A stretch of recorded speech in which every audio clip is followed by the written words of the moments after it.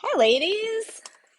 Coming in live for this week's free business coaching. So, I'm going to share something pretty fun with you guys today. I just want to get logged in and make sure that I am actually live inside of the group. Let's see. Ah, perfect. I see that we are live. All right. Such a fun time of year. Okay. Love that the holidays are coming up. So, today, what I am sharing with you is this is something that I started doing in my business, and it literally felt like I had hacked my business. So if you are catching this, if you join live or you're catching the replay, go ahead. You might want to grab a pencil and paper if you want to jot down some notes, but you can always just listen and come back to this later. This will be placed under the guide section of the group under free business coaching. So today we are talking about hacking success. And this is something that I've done in my business that propelled it forward so much faster. So if you're new to this space, I am your hostess, Kim Trathen. I help women grow wildly successful businesses. I went from making about $50,000 a year in corporate as head of marketing to scaling to over six figures. I scaled actually to six figures before I even left my corporate job. I have since left corporate and spend my days helping women hit their first and second figures in business. So today is episode 10 of Free Live Business Coaching. And this episode is specifically for you if you feel like you're working way more than you want to be in your business, and you're not really getting to where you want your business to be, right? Like you're working way more hours than what you're generating income, and or you have a really hard time shutting off your brain at night. These things are so interconnected because you don't have to be sitting behind your business to be working, right? So if you can't shut your brain off at night, that's actually time that you are still working in your business when you can't turn off your brain. All right, so I'm going to share with you today what might be one of the biggest realizations that I had and a little research that I did. It's almost could be considered like hacking success or a hidden secret to success, and I am sharing it with all of you. So let's dive in. Inside, if you saw my post earlier, inside of the online space, there is a lot of hustle culture. And I feel like there's this new trend of like anti-hustle, which I actually subscribe to a bit more. I used to wear the hustle. When I started my business, I was working in corporate. We had three kids. They were all in multiple sports. Like time was limited, but I literally got to the point where it's almost like I wore the overworking or wore the hustle as a badge of honor.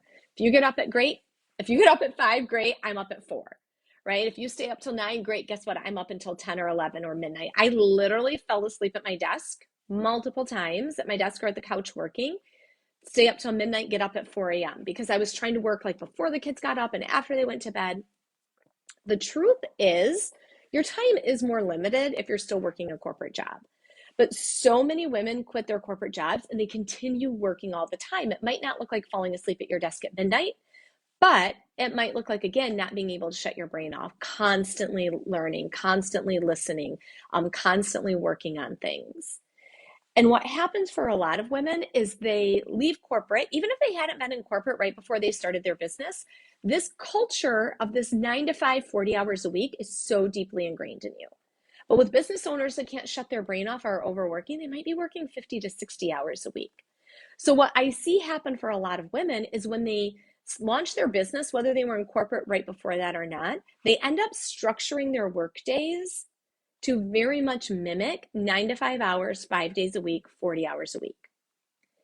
And then they can't do not disturb on. They continue working around the clock, even though they're not even in a corporate job anymore. Okay, so I wanted to do, and this is really common here in the US. I know we have women all around the world in this group, and in other cultures, there might be a different norm that you're used to, but in the US here, a 40-hour work week is pretty standard. Like that is normal full-time hours if you're working a job. So I wanted to do a little research, like where on earth did the 40 hours a week come from? And what I found, I have some stats here that I'm looking back at, is that it dates back pretty far. So it dates back to Henry Ford in the 1920s. And prior to that, employees were real employers, factories, right? Most of the jobs were factory jobs back then. And the employers were exploiting their employees. There were people that would literally die on the job in their factory positions. Okay, so then Henry Ford comes onto the scene, and about 1914 is what I found from our friend Google. In 1914, Henry Ford's employees were working 8 hours a day for 6 days a week. But his research, he looked at it and he found that after 5 days a week, productivity wasn't that great. Like people were burnt out working 8 hours a day, 6 days a week. So because there was such a small increase in productivity for that sixth day, he decided to drop it and he instilled a 5-day work week. Okay, so what this tells us, so by 1926, he had implemented the 40-hour work week, and then more companies started coming on board. 1926. That means here we are, it is 2021, almost 2022. We are almost 100 years later, and here in the US, a 40-hour work week is still considered standard. Even though think about what's changed in the last 100 years. We have experienced some of the biggest changes in technology ever, right? We have more access to information, innovation, education, transportation, yet we still are required to work 40 hours a week. So even if you weren't or aren't in a corporate job right before launching your business, this 40-hour work week culture is deeply ingrained with you. I don't care if you stayed home with your kids for 10 years. The mentality that we have all been raised to believe, at least here in the US, is that 40 hours a week is what it takes to make money, that is what we should be working. But the truth is, for a lot of entrepreneurs, they end up working even more than that. You might be tired, you might be stressed, your relationships can suffer, your marriage can suffer, and no matter what you actually tell your children, if they see you working around the clock, you are perpetuating that. You are teaching them that it requires working around the clock to launch something great, grow something big, or make a lot of money. The trap that I discovered I had fallen into was that my brain was always engaged. Okay, so I wasn't sitting at my computer working on the weekends anymore. I wasn't working at night when the kids were home, but I was always thinking. And if I did have a moment to myself, I was giving myself some brain food. I was listening to an audiobook. I was listening to a podcast. I was jamming out to some of my favorite music, right? There's all different ways, but I was constantly engaged inside of my brain. And I was listening to one of my colleagues, Becca Pike. She's awesome if you haven't listened to her. And she shared this concept of inspo walks, that she goes on inspo walks with like nothing coming into your brain to process. You literally just walk with your brain. I cringed. I had a physical reaction to hearing this idea of going for a walk and not listening to something, music, books, whatever. And I was like, okay, if there's a physical response there, this is something that I need to do. So I started going for walks with just my two huskies, me and my brain, and it was incredibly uncomfortable. I felt like a squirrel, like trying to get out of the tree. Like my brain was like, should I think about my to-do list? Like, what do I do here? But what actually happened is my brain spent probably like 10 minutes of like kind of freaking out, not sure what to focus on. And then it started settling in. So right now we're at beginning of November. We have 2 months left in the year. And a lot of entrepreneurs haven't hit their financial goals yet. If you have hit your financial goal, right, what do you want to accomplish in these last 2 months? And this is the season when so many people start renegotiating their goals, right? Oh, I said I wanted to hit 100K, but I've only made 40, so that's not going to happen. I guess I'll be good with 50, right? They look at the amount of days left in the year and they start renegotiating their goals. What I want to offer to you is that instead of renegotiating your goals, if you start carving out very clear and specific time to give your brain time to do its job, meaning you're not inundating it with more information to process, but you're actually unplugging and letting your brain process the information it already has, maybe build belief for you, create new ideas, right? Being creative inside of your business. Give yourself the space to unplug, and you might be amazed at what you can do. So for example, if your goal was to hit 100K this year, and let's just say you've made 40K so far, then when you go for one of these walks, the first walk, all I want you to do, and I don't care if you walk, bike, run, kayak, right? I do think there's something very profound with combining physical movement with giving your brain this time to rest. But if you go for a walk, all I want you to do on the first walk is build belief in the possibility that you could still hit your initial goal set for this year.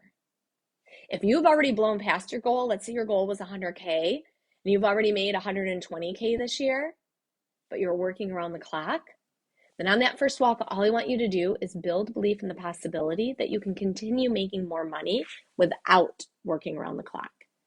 Okay, so either situation, whichever one you fall into, whether you haven't hit your financial goals this year or you've already hit your financial goals this year, I want you to spend that first walk just building belief in the possibility of what could be. Then go to work, have fun with it, explore, think about what are all the ways that I could do this. So if you're sitting at 40K, you wanted to make 100K this year, start exploring what are all the ways I could create another $60,000 in my business before 12/31, right? Because you've already built the possibility. You're already believing that it's possible. Maybe it looks like saying, oh, wow, well, I actually know people that have already done that, so I know it's possible for me. Now, next step, what are all the ways that I can do that for myself? Right? This literally felt like I hacked my business when I started doing this. The ideas that I created were so much better. They were, I almost want to say there was just more clarity built around the ideas that I had. Right? One of my walks, I ended up creating an idea that made me $20,000 in 42 minutes. Okay, it's amazing what your brain can come up with when you give it the space, the unplugged space to actually create. Now, if you're the entrepreneur that is in the opposite boat where you've already hit your financial goals this year, but you've been working a lot or your brain is constantly thinking and engaging and you wake up at night or you dream about work or, right, you have a hard time. One of my clients said this week, she said, I even have a hard time watching a TV show right now because I can't shut off my brain. That's all signs that this is exactly what you need to do right now. So if you're in that boat where it's maybe not the financial pressure to hit the goal, but it's like, how can I keep this up? How can I keep working so much? Then I want you to build belief that it's possible and then let your brain explore all the ways that it's possible, right? Because there's so many different ways that you can scale back on the number of hours that you're working while continuing to make even more money in your business. So this is it, okay? Giving your brain dedicated space to rest and combining it with some physical activity, I think is the magical key. So let yourself do that. On some walks, you might be processing something that your brain is really worried about. But when you get through the processing, I want you to spend some time intentionally building belief in the possibility that what you are building can happen and it can happen fast, right? And then go to work exploring, playing, really thinking about what are all the ways that I could create this goal for myself? What are all the ways that XYZ could happen by 12/31? I think it's really important that it's not just like someday down the road, but especially at this time of year, like what are all the ways? If your goal in the beginning of the year was to work less while keeping up the amount that you're making, do a check-in. Where are you on that goal? Okay, so I really encourage you to give this a try. Go for a walk, go for a bike ride, go kayaking, whatever it is, but unplug, move your body, and see what your brain creates. It's going to be super fun and super exciting. That is it for today, ladies. This was a little bit shorter one. I hope you have found this helpful. I would love for you to share if you've already been doing this or if you give this a try for the first time. Share inside the group. Let us know what amazing ideas or revelations you have come up with or created inside of your business when you actually just unplug and give yourself that space to think. Remember, if you are looking for help growing your business, that is what I do. I help female entrepreneurs grow their businesses, become wildly successful, and doing it without all of the mind drama, without all of the conflict and worry and fear and doubt. So if you're interested in coaching together, probably the easiest way is just go to my website, kimthebusinesscoach.com, and we can connect there and set up a free consult to talk about hitting your 2022 goals. That is it, ladies. Have fun.